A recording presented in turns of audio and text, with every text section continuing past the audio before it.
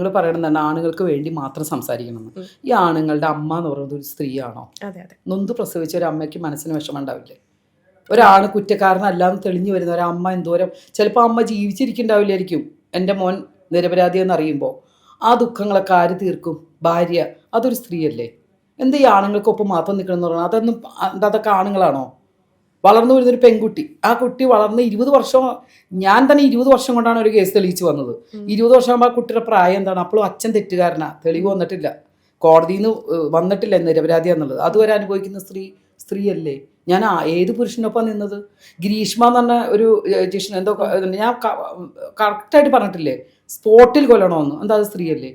ഞാൻ സ്ത്രീകൾക്കൊപ്പം തന്നെയാണ് ഇപ്പോഴും. അത് സ്ത്രീകൾ എന്ന് പറയുമ്പോൾ ഈ കുറ്റം ചെയ്ത പുരുഷന്റെ അച്ഛനും അമ്മയും മക്കളും, ഇനി അത് പോട്ടെ, ആ പുരുഷന്റെ ഭാര്യ, വീട്ടിൽ ഭർത്താവിനെ നോക്കി നിൽക്കുന്ന ഭാര്യ സ്ത്രീയല്ലേ? അവരുടെ ഒപ്പം നിൽക്കണ്ടേ നമ്മൾ? അതിനുവേണ്ടി ഞാൻ വാദിക്കുന്നത്.